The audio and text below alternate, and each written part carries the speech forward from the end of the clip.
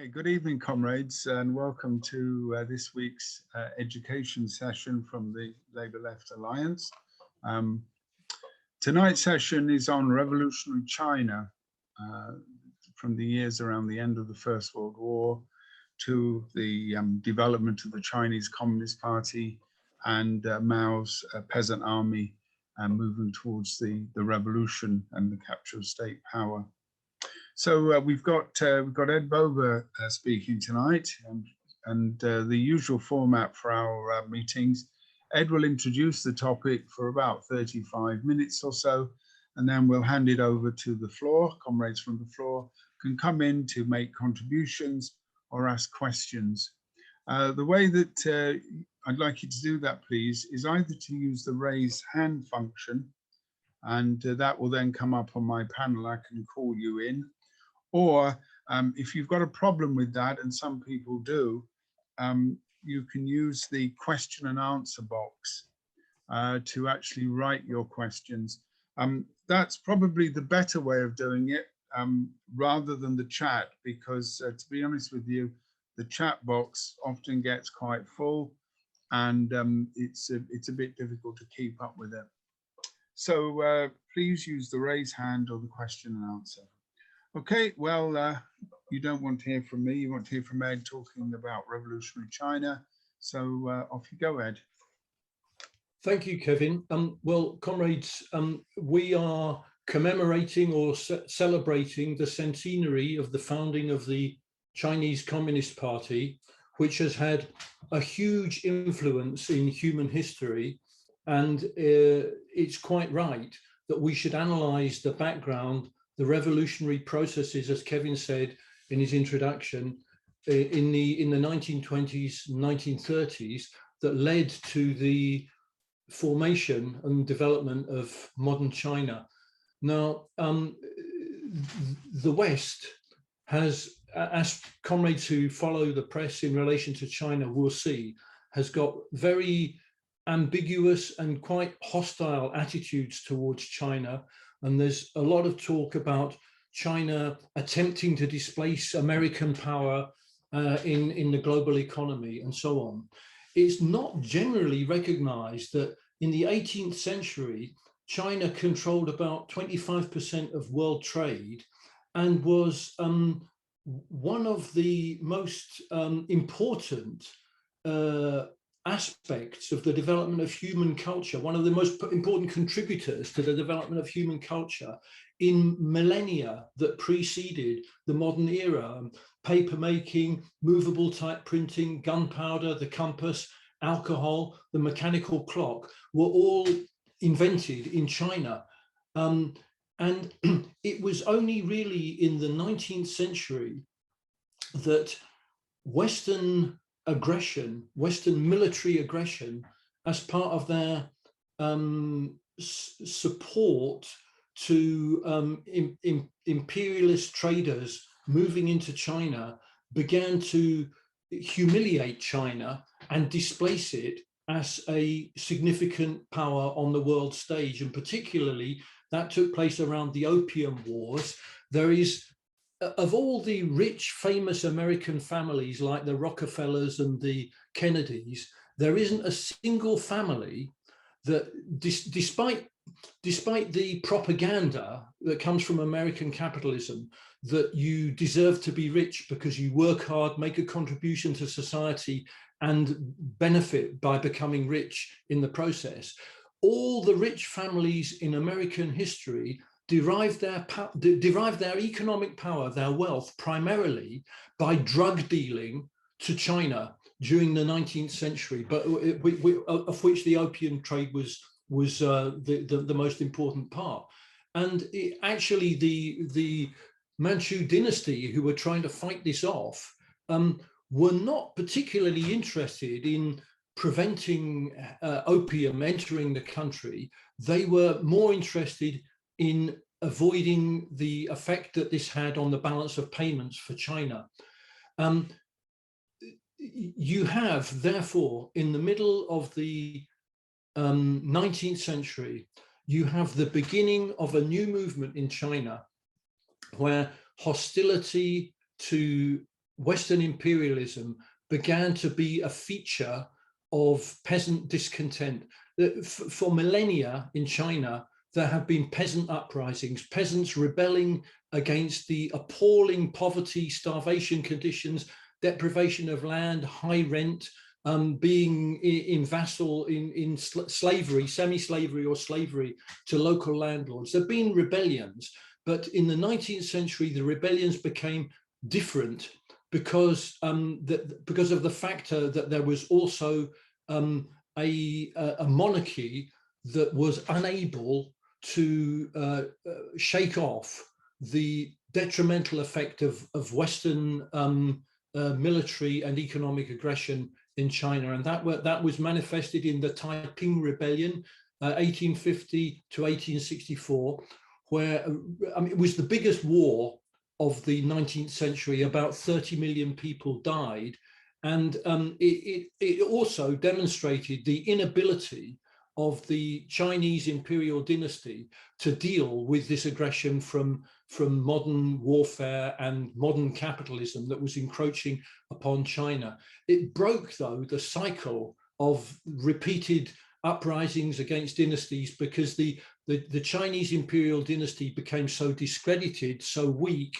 Then you get at the beginning of the 20th century, you get the Russian Revolution of 1905, which was a kind of warning to the Chinese imperial dynasty that that their days were numbered. They tried to make concessions. They became extremely nationalistic, tried to make concessions to bourgeois democracy, were too weak, unable to do that, unable to hold the country together.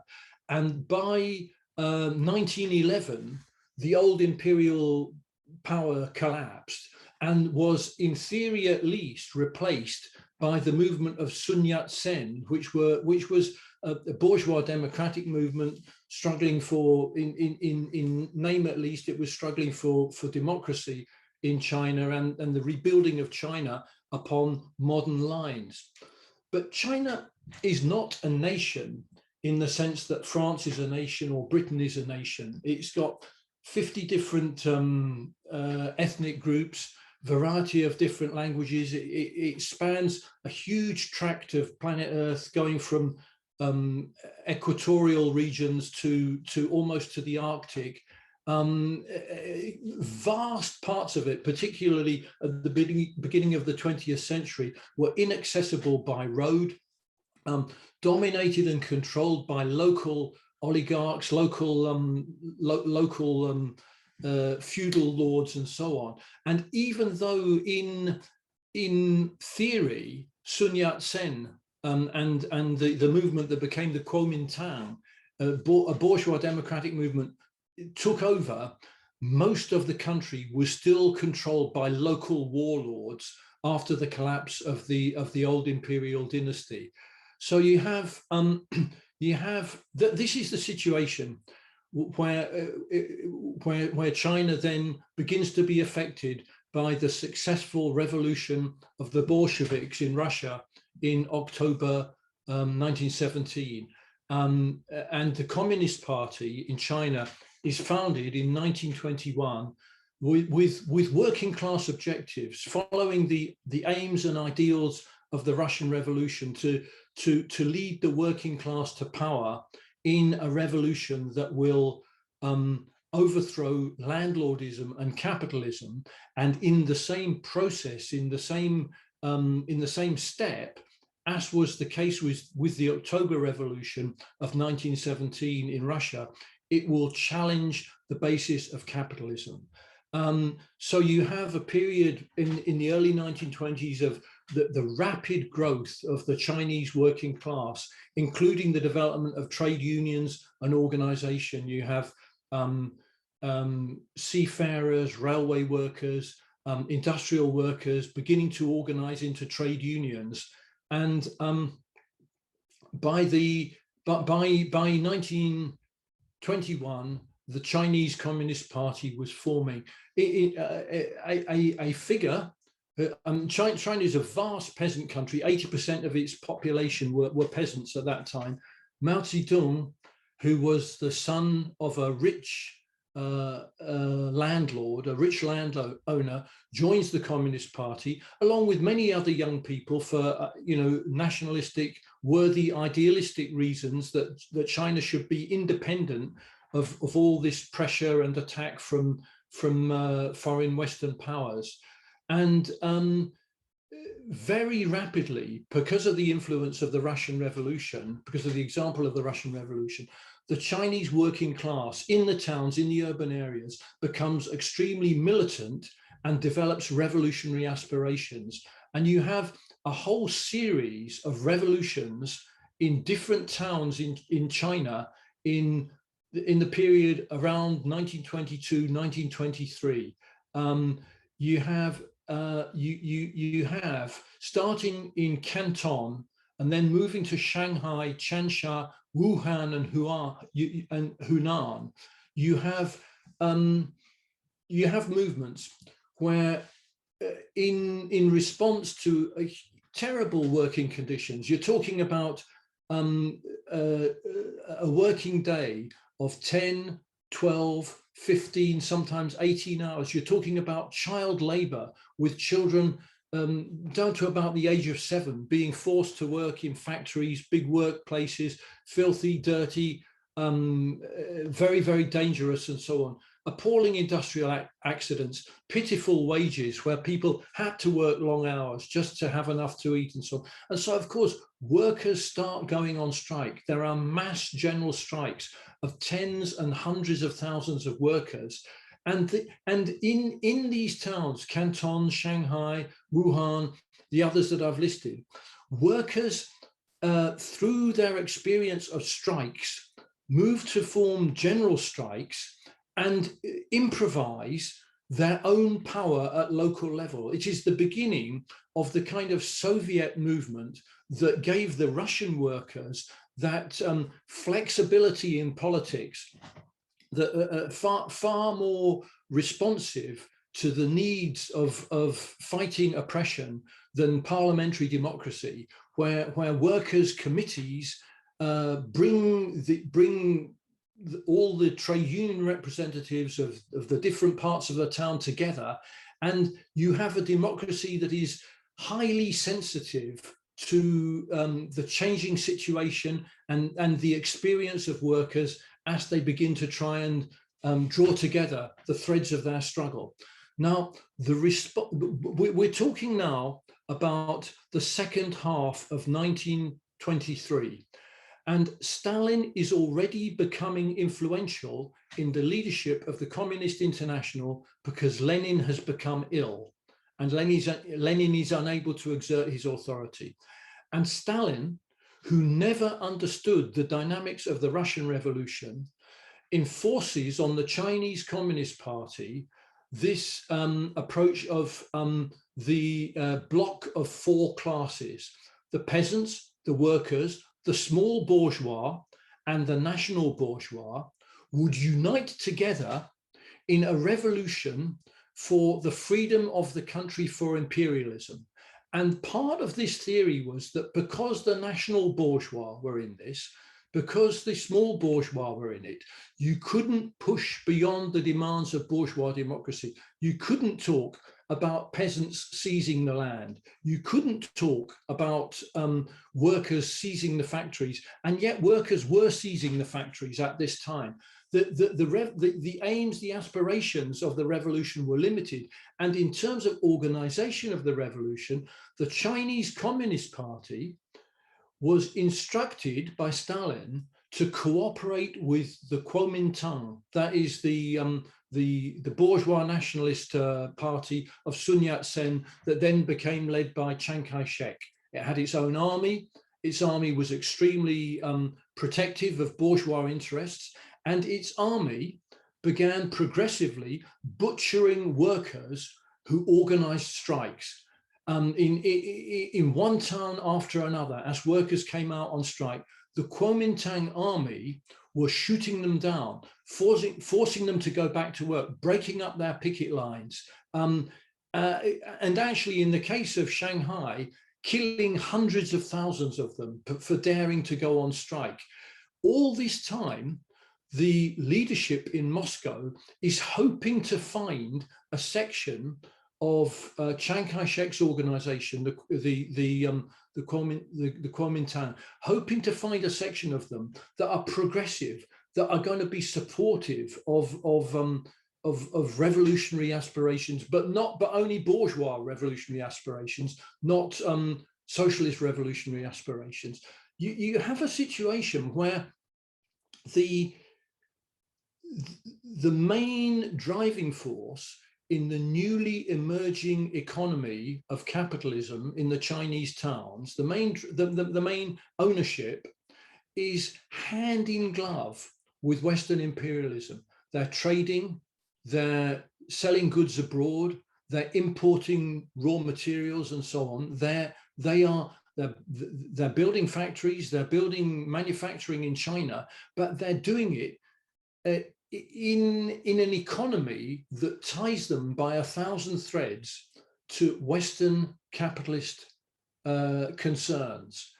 And it's impossible to persuade that section of society to fight for democracy on its own against the interests of Western capitalism, but for some kind of self-standing democracy in China. The global economy is already too internationalized. Their dependence on foreign trade is too strong.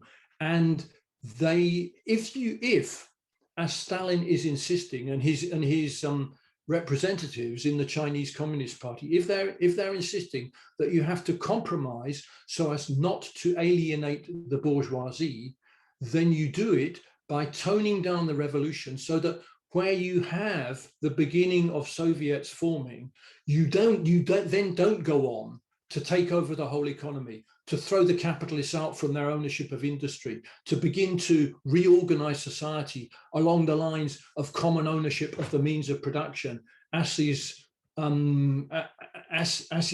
well known in Marxist theory, is necessary in order to achieve a successful revolution. In other words, you can't have a revolution by this stage in the development of capitalism in the 1920s. You can't have a revolution that goes halfway to bourgeois democracy without going the whole way of overthrowing bourgeois society altogether and establishing a democracy based on the working class. While all this is happening in the towns, peasants in many areas are seizing land. Conditions are ripe for revolution all over China. A combination of the working class struggle and the peasant struggle would have achieved in developing a centralized base of support and could have led to a fundamental society, as happened in Russia. Then you have, this statistic tells it all. In April 1927, the Communist Party had nearly 60,000 members, 53% of whom were workers, industrial workers. Because of these massacres of the working class that were taking place at the hands of the Kuomintang, by the end of the year, within a year, the Communist Party had lost 80% of its membership, and it didn't have a single nucleus of workers in any industry. The Chinese Communist Party had been wiped out from its industrial base, and where workers were trying to organize some resistance to the atrocities of capitalism, those workers now distrusted the Communist Party because of its close collaboration with the Kuomintang, who of course had been perpetrating such atrocities. Then the Communist Party in the towns, under the instructions of Stalin, goes into a completely ultra-left period where it's trying to incite revolution too late, where the task of the hour would be to regroup because there's been massive defeats. The task of the hour would be to regroup, to consolidate those few members who you have, to prepare in clandestine conditions for a better opportunity at some time in the future. But the Communist Party weren't involved in that. Their organization in the towns had virtually collapsed. What is left of the Communist Party now, and we're talking about the very late 1920s, the beginning of the 1930s, are hiding in the mountains, isolated even from local peasants. They're operating more or less as bandits. Here begins the story of the significance of Mao Zedong in his contribution to human history. Most workers and peasants understood that the situation was unsuitable for any kind of revolutionary offensive. By 1931, the Japanese are invading China. Chiang Kai-shek is unable to resist them. His army is poorly equipped, poorly trained, low morale, poorly fed. By 1934, peasants are taking up arms. Such is the desperation in the countryside, and peasant rebellion is rooted deeply in Chinese society. In the 1930s, only 3% of Communist Party members are workers. It's become a rural movement. Mao Zedong has been trying to keep the Communist Party policy of holding back the peasant struggle, trying to limit it so as not to alienate the good landlord. The good landlords, some of their sons are leaders of the officers in the Kuomintang, and Mao Zedong is attempting not to alienate them from the struggle, still looking for a way of aligning the Communist Party with this bourgeois nationalist party, the Kuomintang. When the Communist Party recruits workers at this point, it now takes them out of the towns. It takes them away from their mates in industry, where they could play a role, as shop stewards do all over the world, of gradually building up workers' confidence to struggle. It takes them into rural areas and enlists them basically in a peasant army. You then have this long march where the forces, the remaining forces of the Communist Party retreat from southern China. I mean, it is a very slow, painful, dangerous, difficult march, where they, in the first place, they don't even really know where they're going. They're just retreating from offensives by the Kuomintang. But they do eventually, after a year, by October 1935, they managed to regroup in Yan'an province in northern China. Mao now realizes, because of the ferocity of the peasants' demands for land, he realizes that you have to have land reform. He begins to support land reform. He supports the peasants seizing land. Chiang Kai-shek is attempting to defeat the communists before he attacks the Japanese. But in 1936, Chiang Kai-shek gets captured by communists, and he expects to be killed, which he deserves to be for all the brutality that the Kuomintang has inflicted upon the workers' movement. But rather than that, under instructions from the influence of Moscow, they offer to cooperate with Chiang Kai-shek in a war against the Japanese, and he accepts. Communist Party contingents make far more progress in this war than the Kuomintang, even though Chiang Kai's forces by this time are beginning to be armed by the Americans after the Americans come into the war. We're into the late 1930s now, when the Second World War ends in 1945, Mao Zedong holds a lot of territory. He takes over most of the territory that has been evacuated by the Japanese. Of course, it ends. This war ends not because of either Mao's army or Chiang Kai-shek's army. It ends because of the Americans dropping atomic bombs on Nagasaki and Hiroshima. The Americans consider sending troops into China to try and defeat Mao Zedong's forces, but there's no appetite for it domestically in America. We're talking about the end of the Second World War, soldiers who are completely war weary young people who are quite hostile to any further warfare and so on. And Chinese territory was impossible for the Americans to invade at that time. No roads, no airports. It would have been a war that they couldn't win. So Mao gradually is able to consolidate his position of holding territory.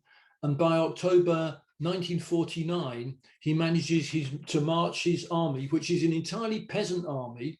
It's nothing to do with the socialist principles of building communism based on organizations of the working class. He marches into Beijing and is welcomed, actually, as well, because he has a reputation for fighting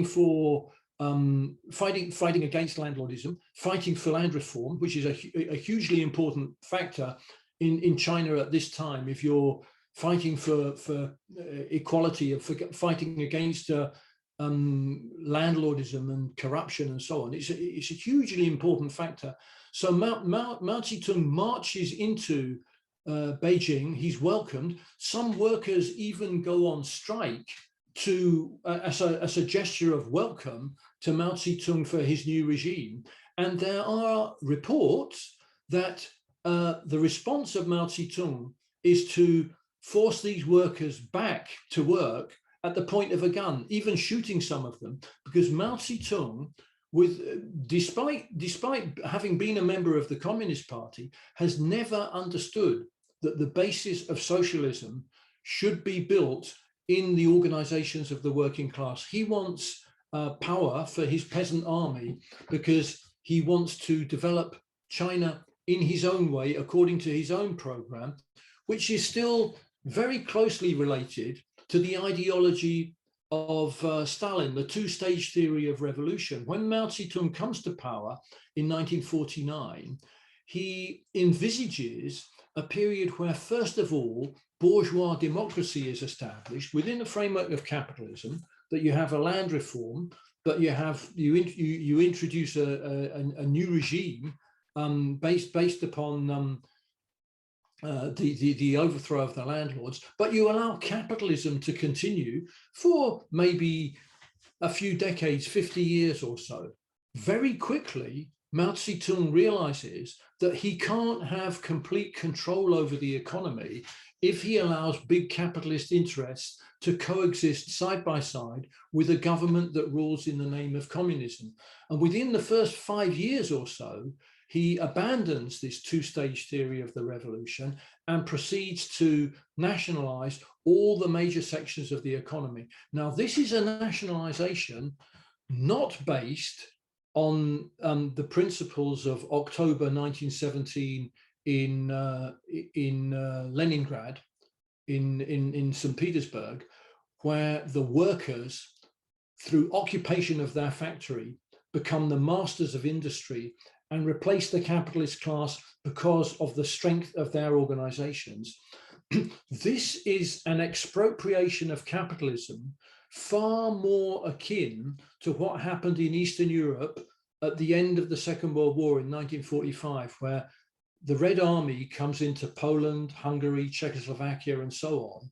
And because the capitalists are running away scared because of the existence of the Red Army and so on, there is no one left to control industry, and a bureaucratic leadership takes over industry in the name of the working class, but without any of the democracy that exists through working class organizations. So you have then workers completely excluded from the revolutionary process from the outset in the Chinese Revolution. Now, this has got very significant implications for the way the revolution developed, and it's probably a separate chapter, a separate topic of discussion to analyze how Chinese society developed under the control and leadership of Mao Zedong. There's no doubt that hundreds of millions of people were raised out of rural backwardness to a point where they had food in their bellies, they had schools for their children to go to, they had rudimentary health services, and their lives were improved. But at a colossal cost, because of mistakes and blunders, like the Great Leap Forward, like the purges and so on that happened later on in China with the Red Guards. As Mao Zedong struggled to cover up his mistakes and consolidate his grip on power. And these mistakes could have been avoided had Chinese society been run through the democratic organizations of the working class. So just to bring this discussion to, or bring this introduction to a conclusion, in appraising 100 years of the Chinese revolutionary movements, its achievements are undeniable. Its achievements are, there's no doubt. I mean, you're talking about billions of people.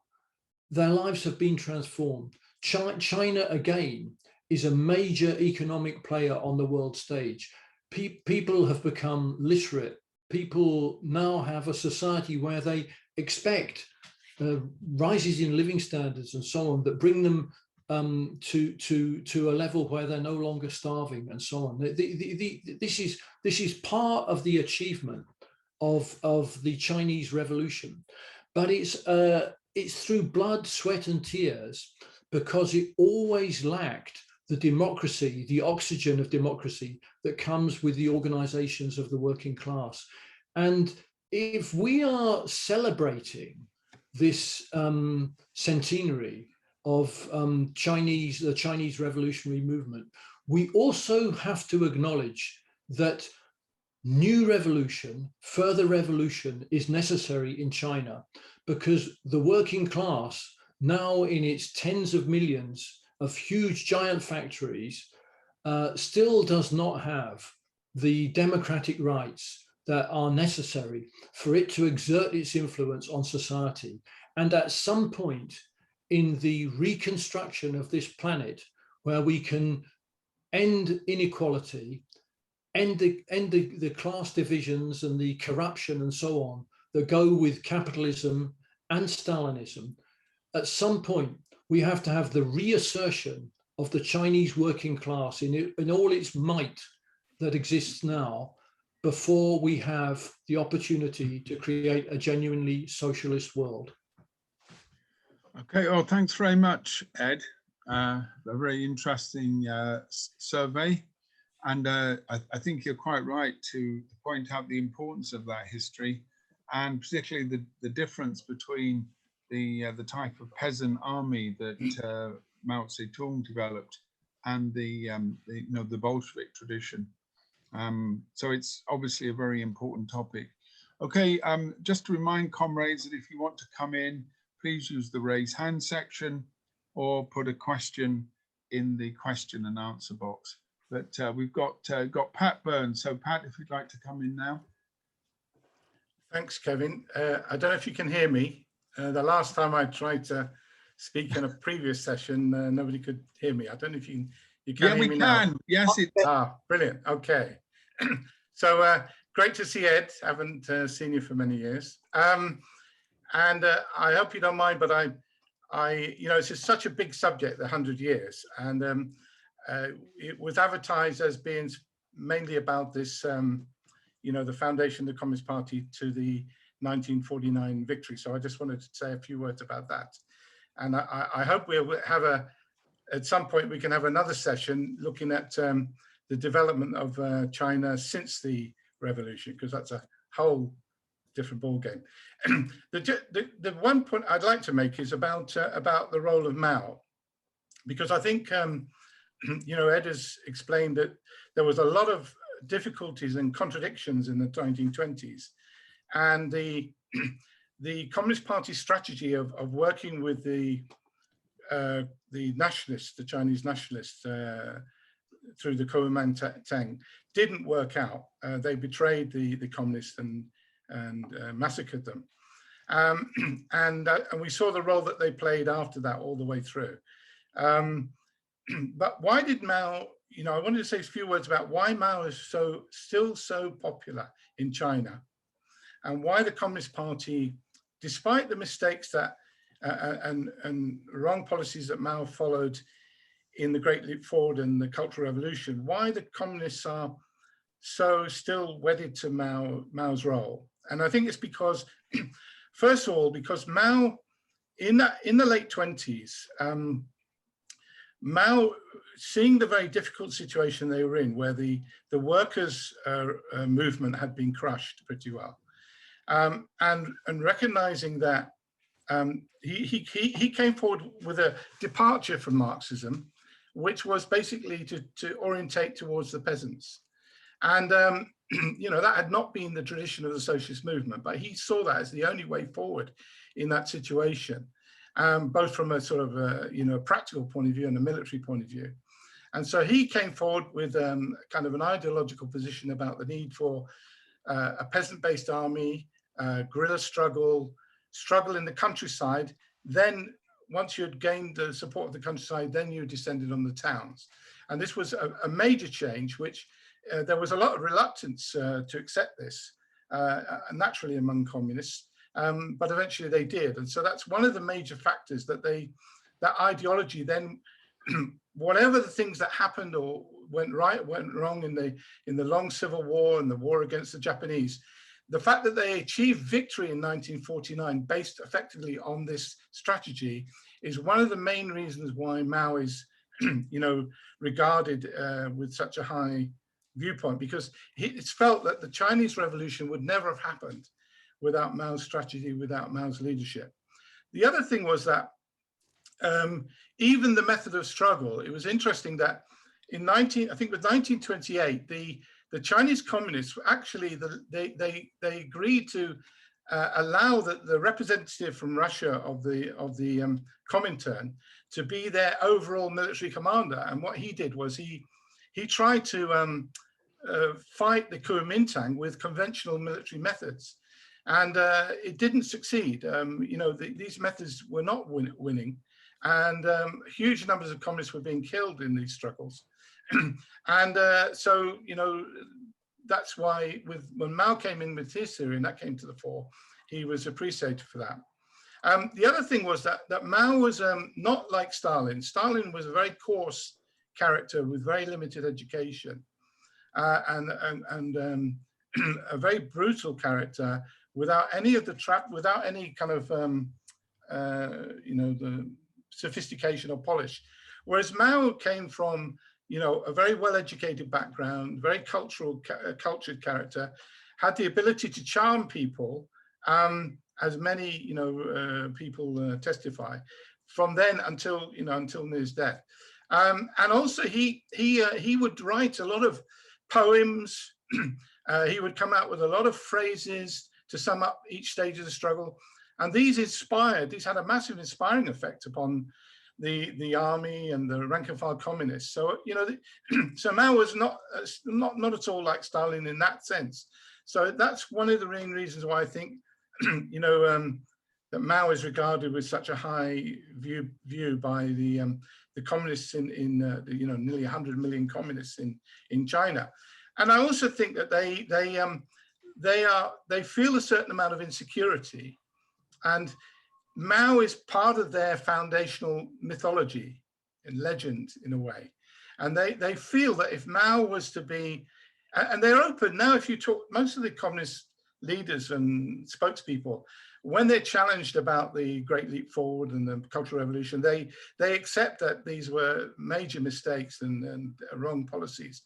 But they always defend Mao because they say, well, Mao laid the basis, not only with the revolution, but I'm not going to go into the details of the later period, but he unified the country, and he did some very good things as well, as Ed talked about, which laid the basis for when Deng Xiaoping came into power after Mao died, it made life a lot easier for him to carry out the reform and opening up process. So I think these are the reasons why I think Mao is still regarded in such a good light, and why they don't really go into detail. They don't want to go into detail about the mistakes that Mao made later, because it would undermine this kind of foundational myth. Maybe in 50 years' time, they'll feel more, you know, if China is the leading country of the world, which looks like it's going to be, they will feel more secure and able to talk honestly about these things. Okay. Okay, thanks, Pat. Next comrade is Matthew Jones.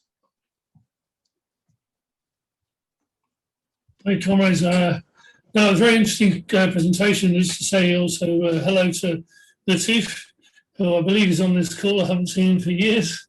So hi, Latif. And thanks to Ed for making the presentation. I think that, I mean, it's interesting that, you know, you're talking about this whole business of how the social overturn in China, and in terms of the social overturn in Eastern Europe with the invasion of the Red Army.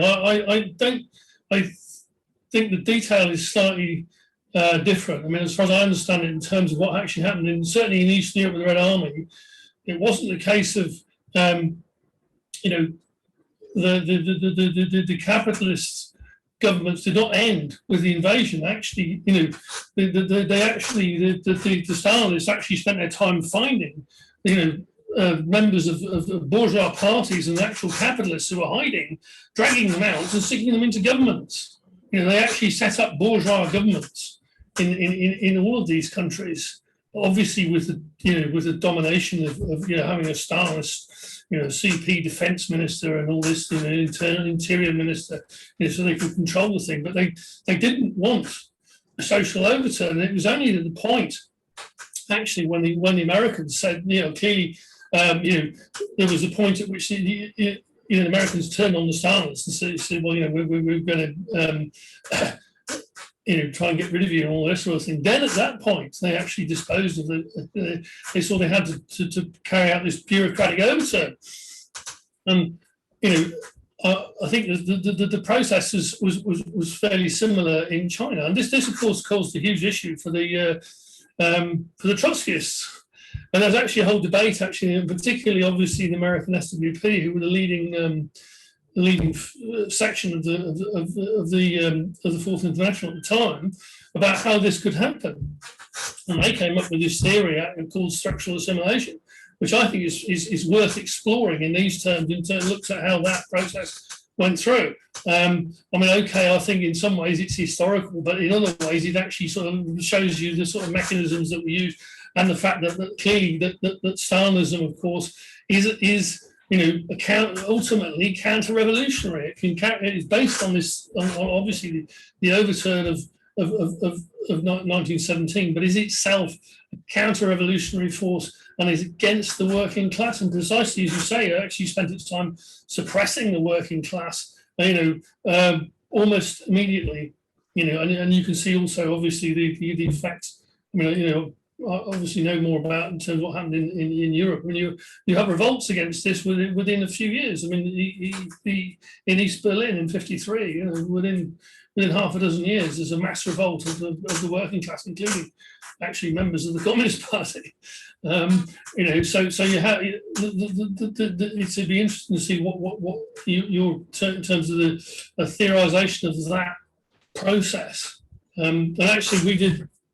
Many years ago, some comrades of ours, of mine, published this book, Communists Against Revolution, which deals in that precise process. And I'll see if I can find a copy. It might be online and put it up for people. Okay, thanks, Matthew. Agnes Kory, next speaker. Yeah, can you hear me? Yes, I can. Yes, I can hear you, Agnes. Yes. Okay. Well, first of all, thank you for the brilliant presentation. It was fascinating, and I'm very grateful for it. I've got two questions and some comments. The first question is that I always feel very uncomfortable whenever people talk about working class, because I'm not quite sure what anybody really means by working class. And in particular, in this Chinese scenario, because I mean, the presenter separated working class and peasants, that Mao had the peasants. Now, presumably these peasants were not owners of the lands, and they were probably people who worked on the lands from morning till night and didn't get much money for it. So this is one of my problems, this division between between working class and peasants. Now, the other question is that it's been now emphasized that Mao came from a very educated, cultured background. So I wonder if anybody knows, although it's not very important politically, but I wonder if anybody knows why then they went against culture. They had the Cultural Revolution, why they went against so-called Bach and Mozart and so on. And so that was my second question. And then just two comments, just to confuse myself and everybody else. In my childhood, which was 1,000,000 years ago, in Hungary, at the peak of Rákosi and so on, we were full of Chinese students. So Mao did send all those people from China to learn Western culture in Hungary during Rákosi. And my final comment, just by the way, Viktor Orban of Hungary now is establishing a Chinese university with the cooperation of China in Budapest. Now, this is something which I cannot understand, but I thought I'd pass it on. So thank you very much, and I'm looking forward to some answers. Thank you very much, Agnes. Ed, would you like to come back in on those comments? We've also got a couple of questions in the question and answer box, but I'll put those to you in a few moments. So if you'd just like to deal with the ones that you've heard so far. Okay, well, thank you, Kevin. I think Pat's made some very interesting and important contributions to this meeting. And I agree with most of what he's saying. Particularly, I thought interesting in what Pat said is that those who make a hero of Mao Zedong don't want to explore the details, and I think that's quite right. There's a lot in official Chinese Communist Party propaganda. There's a lot of glossing over the detail and making heroism out of some of the most prominent facts that are put forward. I'm grateful to Matthew's contribution for giving more detail to this question of how Stalinism established state-owned and planned economies in Eastern Europe at the end of the Second World War. It is something that has been that I need to do a bit more reading about, and I welcome Matthew's points that he's made. And I think that there's no doubt Matthew's last point really is that Stalinism is unquestionably counter-revolutionary. There's no doubt about it. I mean, Stalin's position in the Soviet Union was based upon the petty bourgeois. As the revolutionary movement across the world began to ebb away with the defeat of the German Revolution in 1923, the isolation of the Russian Revolution led to a situation where the kind of democracy that could have developed with with a 6-hour day, a 5-hour day, the participation of workers in running society fully, all of that evaporated under the pressure of the isolation of socialism in a single country. And in that situation, those who already had some literacy and some ability to claim to be able to run society were the petty bourgeois. They were the ones who, under the Tsarist regime, had at least gained some literacy, and they used the situation that they inherited not to propagate socialism across the world, but to consolidate what privileges they could accrue within the framework of socialism in a single country, isolated in the Soviet Union. And they actually, by the time you get to the Chinese Revolution, the bureaucrats in the Stalinist regime in Russia actually fear revolutions in other countries. And they're only, from the point of view of world politics, their interests are guided by strategically of how you can prevent the Western powers from getting opportunities to invade the Soviet Union, because they simply wanted to hang on to the privileges that they had there, and they lost any will to try and spread the revolution. As had been, I mean, in the years immediately after the revolution in Russia, in the very early 1920s, Lenin made the point that it is more important that the revolution succeeds in an advanced industrialized country like Germany or France or Britain or Belgium than we hold on to power in the Soviet Union. He understood the principles of Marxism, that socialism has to be built on the most advanced achievements of capitalism and cannot be built in isolation on a country that is just dragging itself out of feudalism. Now, Agnes raised some very interesting questions. What do we mean by working class? And I think Agnes is right that in China, at the time that we're talking about, certainly the most impoverished layers of the peasantry were not owners of their own land. And then you had some sort of slightly richer peasants who might have owned a little bit of land, but not enough land to feed their families on. So they would have cultivated their own land and then sought work, working for other bigger landlords and so on. And there's a huge gradation amongst the peasantry, from rich peasants who would clearly identify with business people running companies in towns and so on, and the most impoverished peasants who would identify with the struggles of workers in towns who are seeking to shake off their exploitation.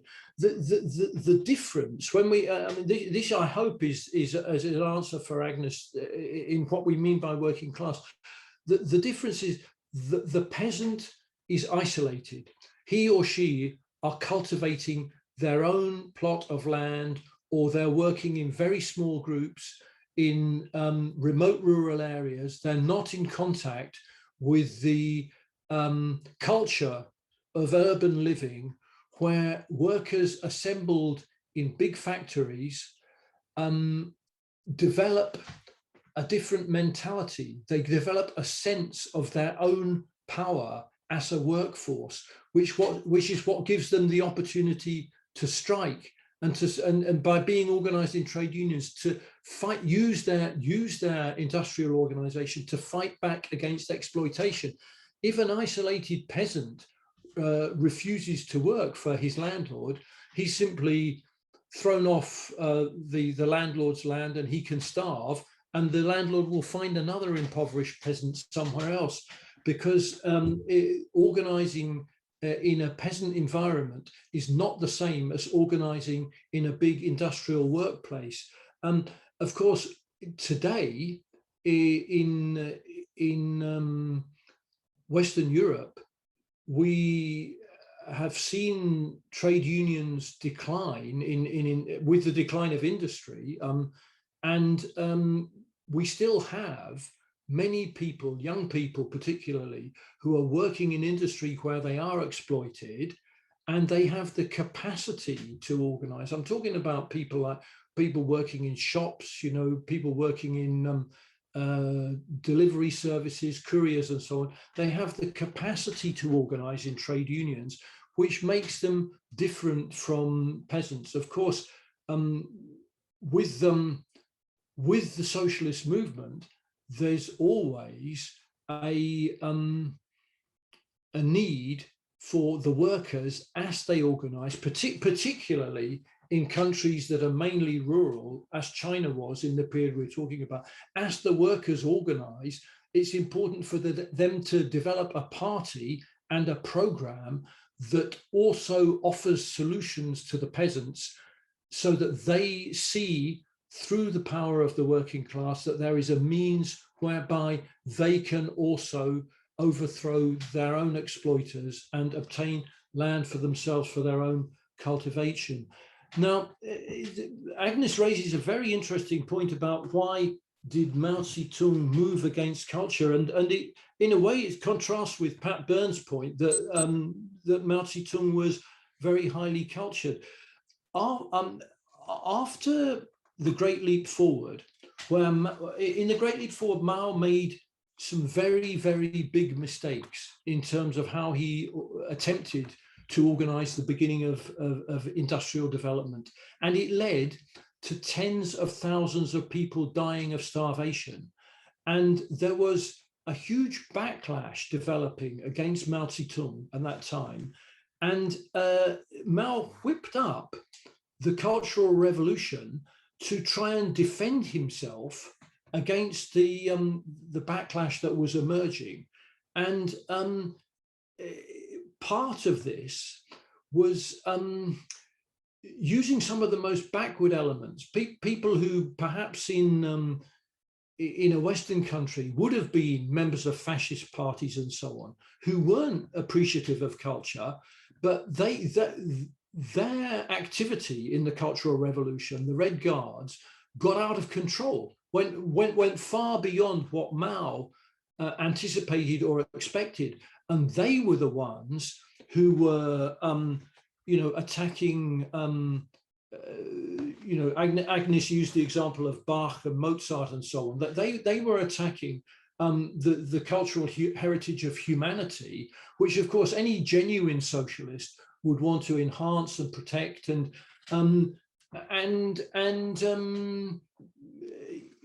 to continue to appreciate as part of the ongoing development of human culture.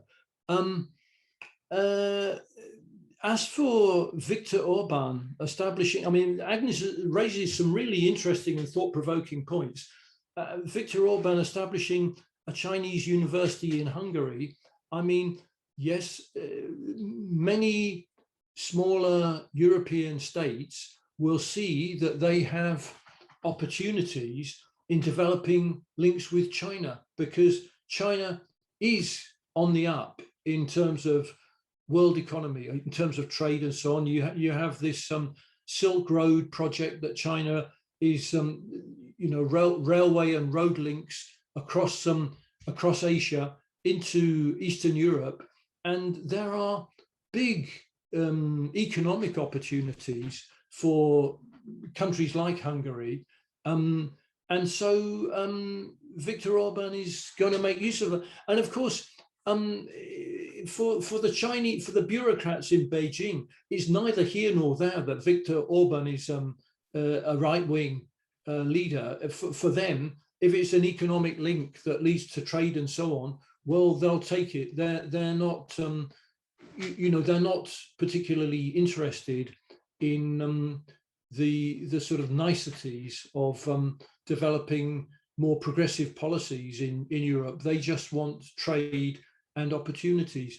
So thanks, comrades, for your contributions, and I'm looking forward to some more. And by the way, I'm not an expert on all of this. If other comrades want to come into the discussion to answer some of these questions, you're very welcome to. You don't have to consider that I'm the fount of all wisdom on these matters.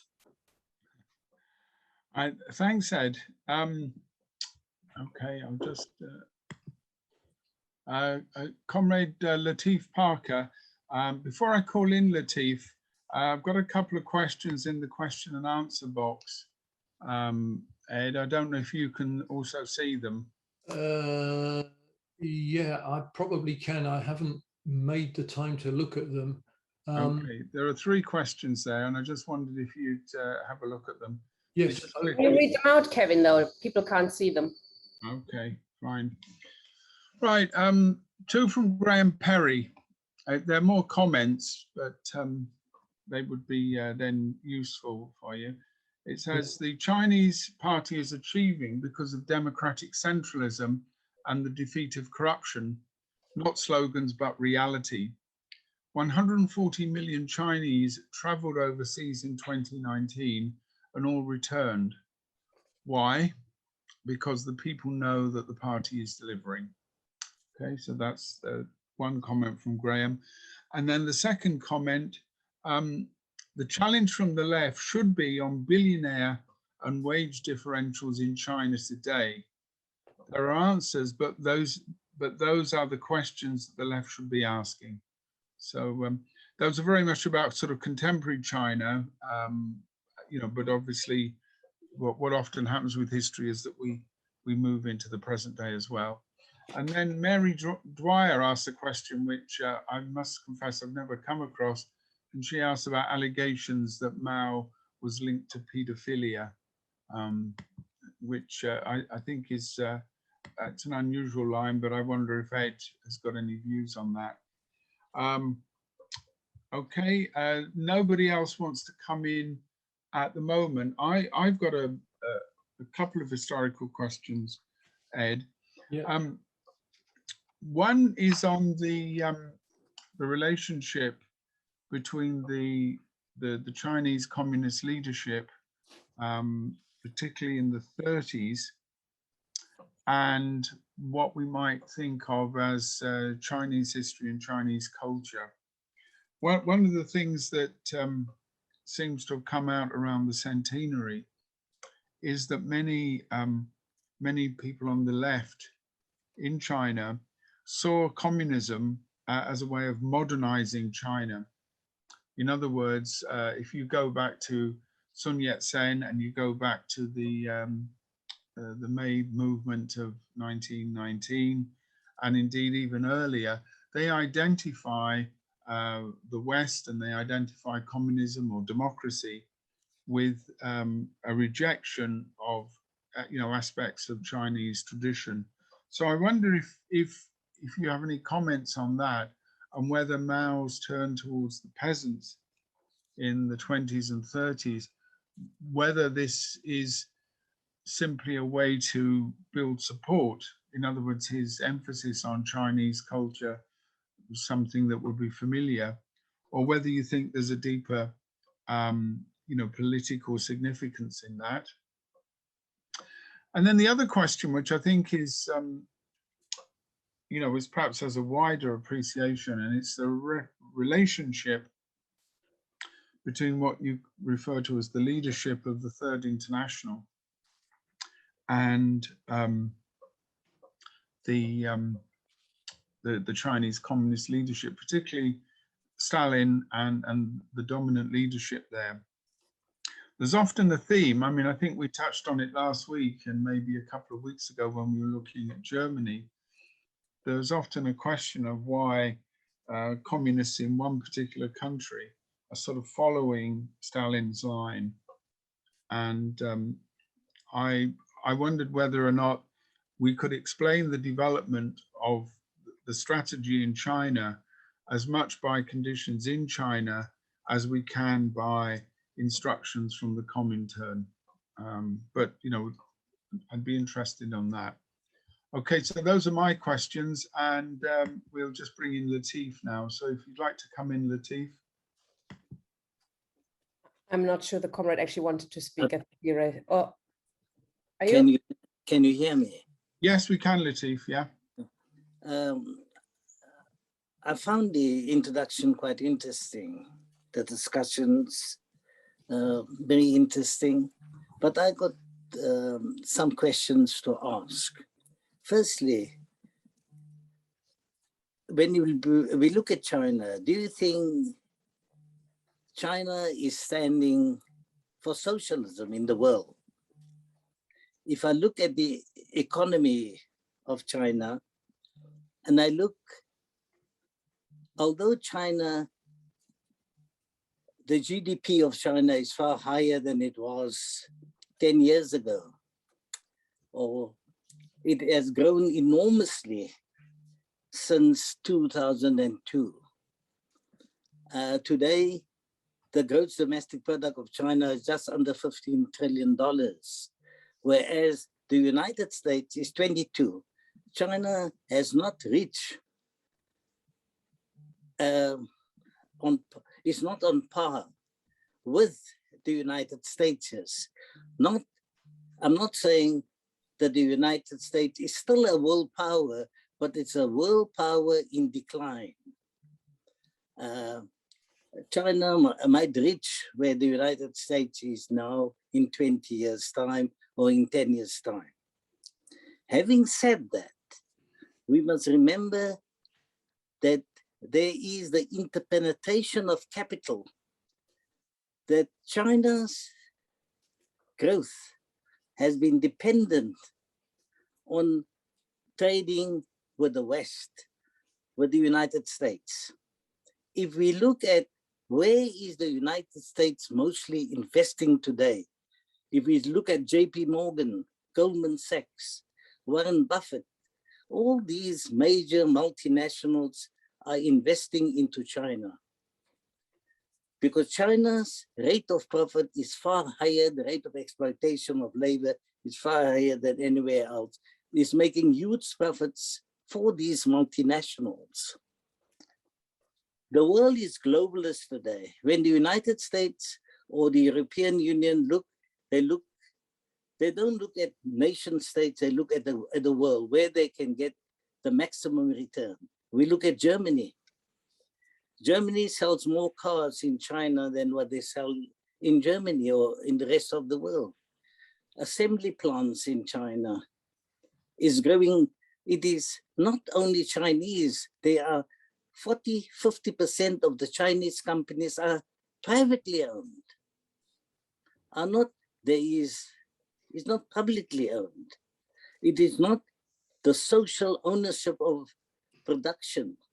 It's private companies owning these. You can invest into Chinese stock exchange, you can invest into the banking sector.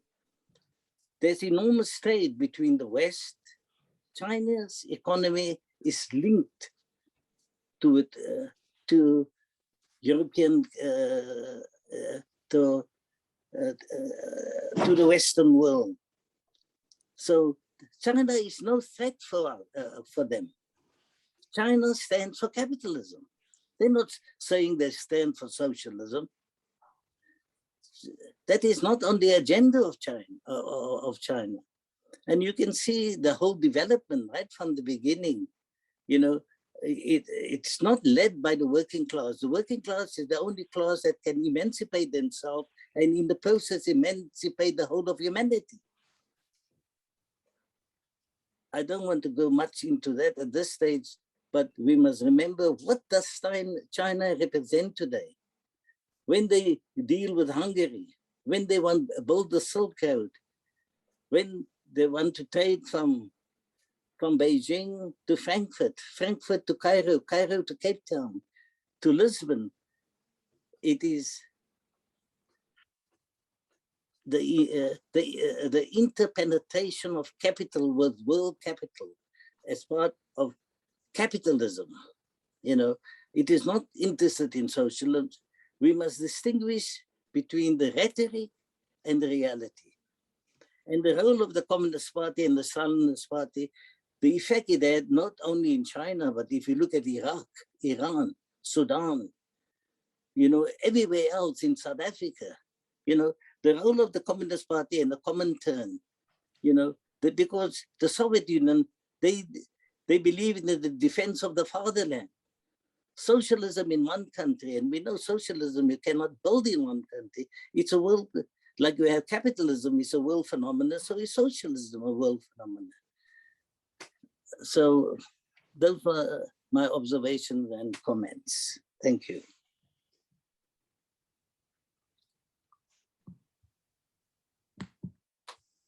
Thank you, Latif.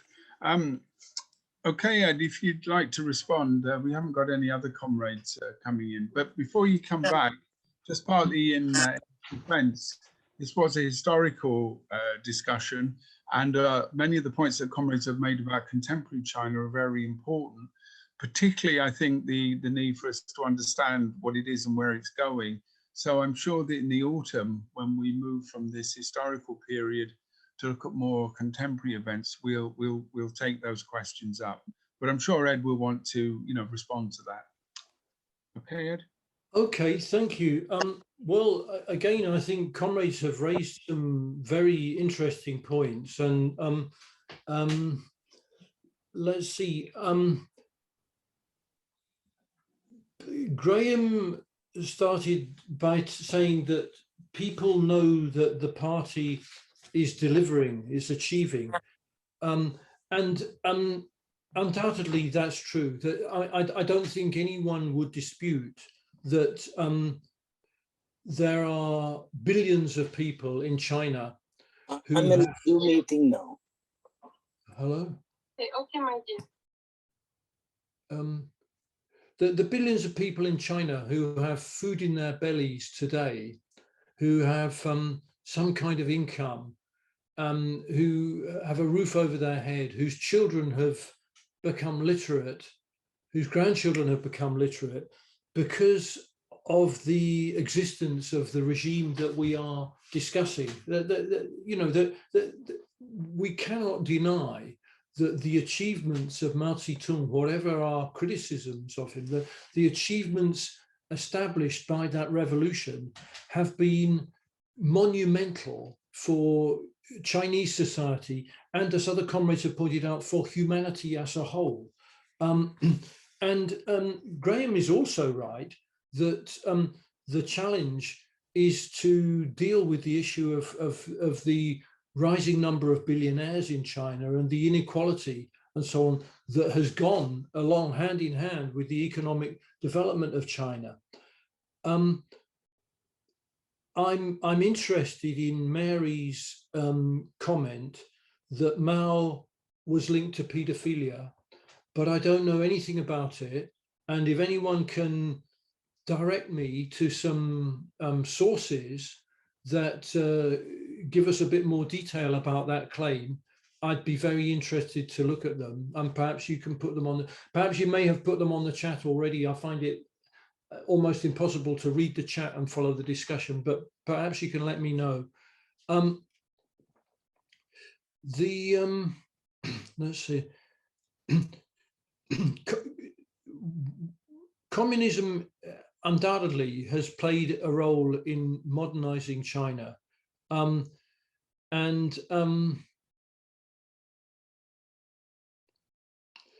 Somebody asked,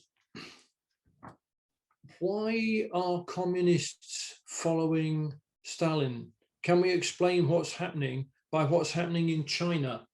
I mean, we can't explain what's happening by just what's happening in China. This is part of a global phenomena. Any great imperialist power eventually becomes superseded by another mighty economic power. You could say that at the very beginning of capitalism, there was some rivalry between French capitalism, British capitalism, and British capitalism came out on top. British capitalism dominated the world in the 19th century and became displaced by American capitalism. And American capitalism can't last forever. Every mighty power eventually becomes superseded by further economic developments. Some of what the comrades have been raising is the issue of how we would define China in terms of the economy. Latif, I mean, I thought Latif's contribution was very, very valuable to this discussion. Do I think that China stands for socialism in the world? Well, there's no doubt that the China that emerged at the beginning of the 1950s was based on nationalization and state-owned economy, the planning of production by the state. And in that sense, it represents an economic relationship which goes beyond capitalism. It's based on state ownership.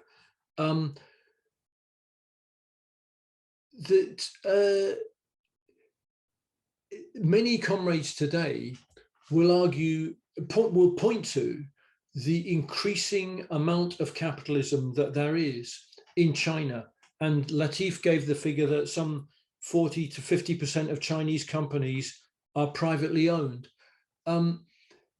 I would say that from the coming to power of Deng Xiaoping and then with Xi Jinping, there was a movement to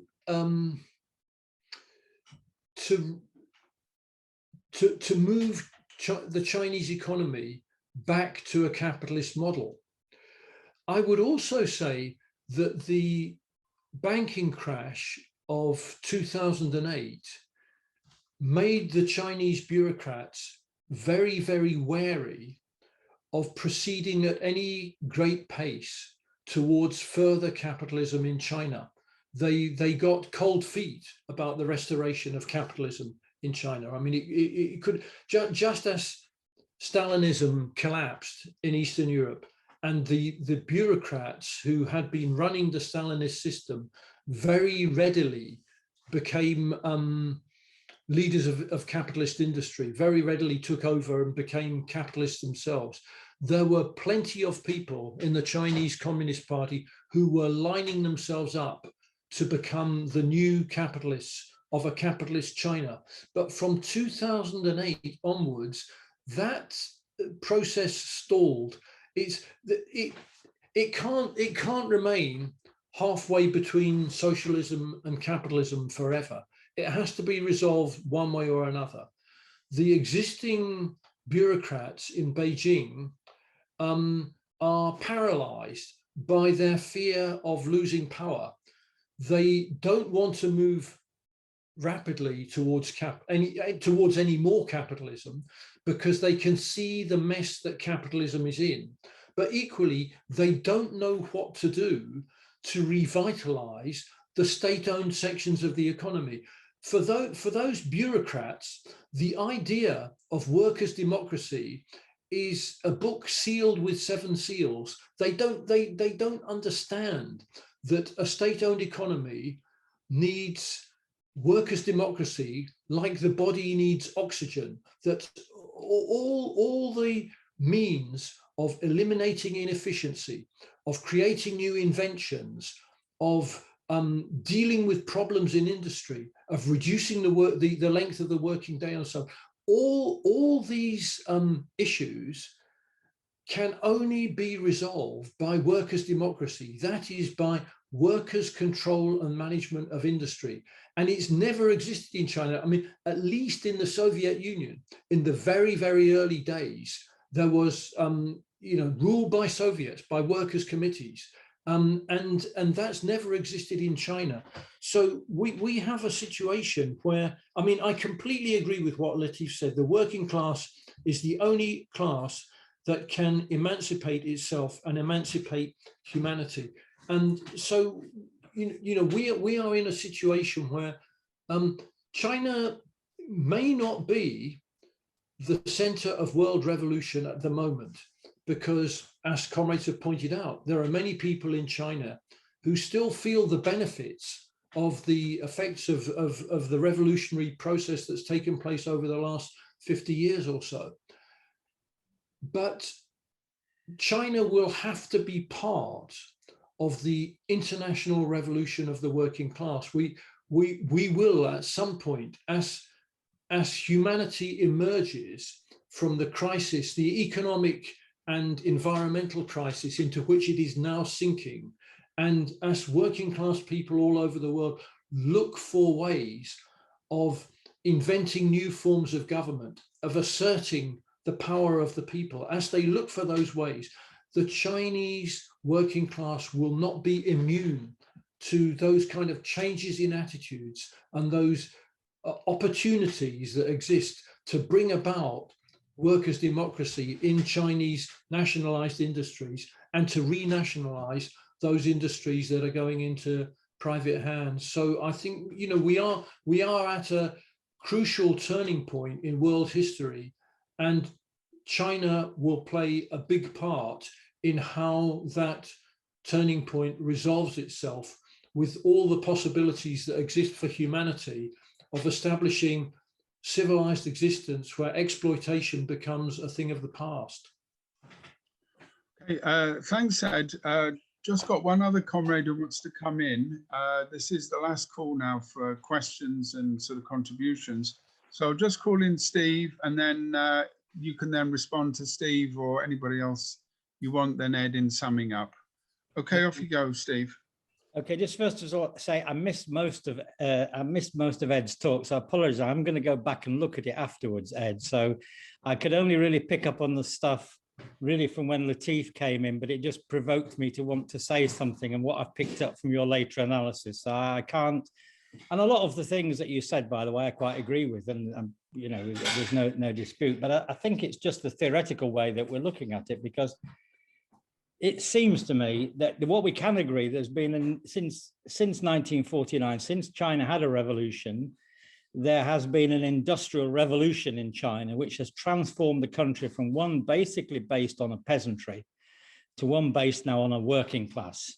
So there has been an industrial transformation. And you're right to point out that that has transformed the lives of Chinese people. Chinese people today are more advanced culturally in every other way because of the impact of that revolution. But then you could also say that that's happened in many places where we've had industrial revolutions, that the working class is created and comes into being and then participates in the struggle. So it doesn't make that unique. Now, the theoretical point really is whether the thing that really sort of strikes me is that your association with state ownership and socialism, because in your mind, state ownership is socialism. That's how I think you've said it, although later on you don't say that. You disagree with your own thesis, actually, in some ways, because if state ownership is socialism, then China was maybe 80 or 90% socialist in the past, and today, as Latif points out, it's only about 50% socialist. You know,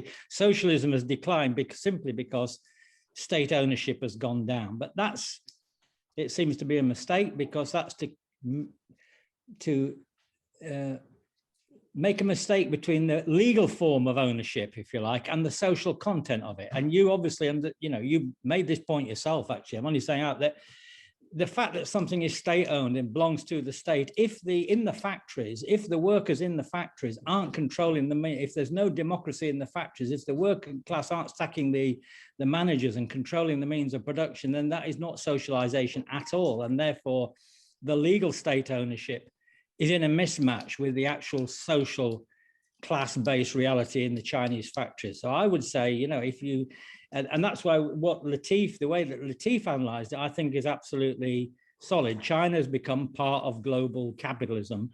It maintains state ownership in a declining amount, but the essence of it hasn't changed by being state-owned, by being 50-50. Maybe in 10 years' time it'll be 60-40, but it's not insignificant, don't get me wrong, that their model has state ownership is a factor in how they have managed to industrialize their economy. And it's shown that in some ways, state ownership has got them further down the road than many other ways of doing it. But I don't think we should be defining China, you know, as socialist or communist simply on the basis, simply or even mainly on the basis of state ownership. And I think you made the point when comparing it with Russia, that the working class doesn't control the factories. They're not in charge of the means of production. There's no real democracy in the workplaces, at the point you already made, Ed. And so I think state capitalism makes more sense to me than calling it communist or socialist. That's it. I will listen, Ed. Okay, thanks. I'm gonna go back and listen to what you said, and I apologize that wasn't there early on. But okay. Thanks. Okay, thanks, Steve. And if you'd like to sum up now, Ed. Okay, well, thank you, Steve, for that contribution, and thanks to all the comrades who've contributed. I mean, yes, Steve, I agree with Steve that since 1945 there's been an industrial revolution in China. The working class has been created, and it comes into struggle, and that's a very important part of world development. Actually, the fact that there is such a big proletariat in China now. If I did give the impression that I think that state ownership in itself is socialist, I'm sorry I did, because I think although state ownership is a very important ingredient of socialism, it doesn't make state ownership on its own the kind of socialist society that we're fighting for. Workers' democracy is necessary for socialism because for all the reasons that Steve has stated. I don't want to argue about that. The working class must sack the managers. I like that. And China, you know, China is becoming part of global capitalism. It progressively has more and more.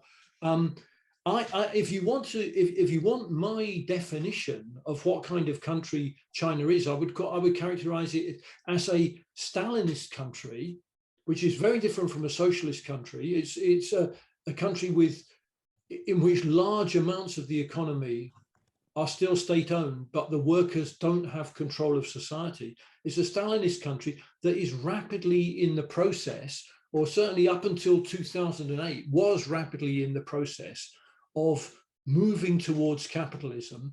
And that process, it's an unstable situation. It won't remain this kind of ambivalent halfway house forever. It will eventually resolve itself either by the complete re-establishment of capitalism in China, or it'll be resolved by the working class doing exactly what Steve says, by rising up and sacking the managers, sacking the bureaucracy, and so on. Now, some people who I've argued with recently have argued that it's a sort of pipe dream in China that the working class will rise up and overthrow the bureaucracy. But I'll just give 2 points from history that illustrate this is not a pipe dream at all. This is something inherent in the kind of society that China is, with a big, powerful working class. There was a huge strike wave in about 10 years ago, in which workers gained massive wage increases, because particularly in the south of China, in the industrial belt around the southeast coast of China, the workers, I mean, they're in such big industries, such massively powerful conglomerates of industry, where you get up to 250,000 workers working together in one factory, producing, you know, microelectronics, computers, all kinds of industrial goods that are exported all over the world. And this was a strike wave in which some workers doubled or tripled their wages in the space of about 5 or 6 years. But because of the power and the militancy of the Chinese working class. Now, it's true that in China today, actually since 1989, since Tiananmen Square, most struggles, most militancy, most protest in China has been around specific issues. It's been around wages, it's been around local pollution, it's been around housing rights, it's been around various issues that affect certain communities, the building of dams and so on in particular areas, people being moved from the land, their houses they're living in, and so on.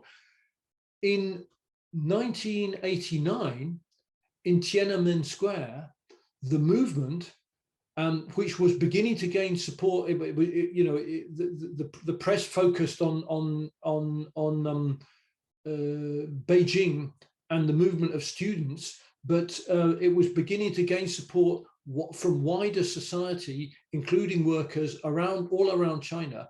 It was a movement whose aspirations were the overthrow of the regime in Beijing. So, it is not alien to the tradition of Chinese militancy in this period of history that we're talking about, post 1950. It's not alien to the consciousness of the Chinese working people that they should aspire to overthrow their government, despite all the advances that Chinese society has made through this regime that has been in power since 1949.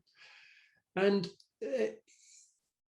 this was the same in Eastern Europe in the 1980s as well. In the summer of 1980, in Poland, which was a Stalinist country, in the space of about 6 weeks, a trade union of 10 million members suddenly sprung up from the underground in the factories, demanding not a return to capitalism, demanding workers' control of industry and an end to the corruption and privileges of the bureaucracy. In short, the overthrow of the bureaucracy and its replacement by a regime based on the working class. That sprang up almost out of nowhere, at least from the point of view of Western journalists and the Stalinist bureaucrats. It sprang out from the depths of the consciousness of the workers in the factories.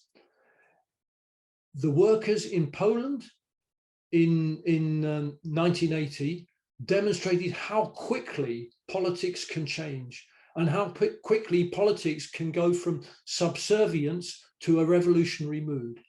I think in the coming period in China, given the turmoil that exists globally, the struggles against exploitation, the struggles against dictatorship and corruption all over the world, from Africa to Latin America, North America, and so on, in Europe as well. All over the world, there are new movements of workers seeking ways to overthrow exploitation and dictatorship. And Chinese society, despite its differences from the rest of the world, will not be immune from those changes. And the spirit of rebellion that affected Tiananmen Square in 1989 will reassert itself on a higher, more militant, more politically aware level. And we will witness within the course of the next period in politics, the next decades, we will witness a new Chinese revolution that will challenge the bureaucracy and corruption that exists in Beijing at the moment and re-establish the foundations of workers' democracy in China, which of course would be a huge transformation for politics in the rest of the world. Thanks very much, comrades. Thanks very much, Ed. And a very interesting introduction, and also some good comments from comrades. I think it's very clear that from the discussion and from a lot of the way you responded to it, Ed, that there's still quite a lot of important questions about the nature of contemporary China, and particularly about its future in world politics. And indeed, it will be one of the decisive powers in the next 25 years or so, which I may not live to see all of that, but it's still going to be important for socialists to understand that future. So once again, I'd like to thank you and all the other comrades. A couple of reminders. Next week's session will be Matthew Jones doing a talk called Debating the Spanish Revolution. And again, another very important historical question. So that will be next Thursday's talk. And also, I've had a number of comments from comrades about contemporary China, and that will certainly be a question that we'll take up in the next program, which will be doubtless going ahead next autumn, although that's very rapidly approaching now. So we will look at those questions and I'll certainly take up some of the suggestions and put them to other comrades, and we'll do that. So once again, thank you, and hope to see you all again next week. So good night, comrades, and thanks once again, Ed. Thank you. Thanks all the comrades. Bye. Bye-bye.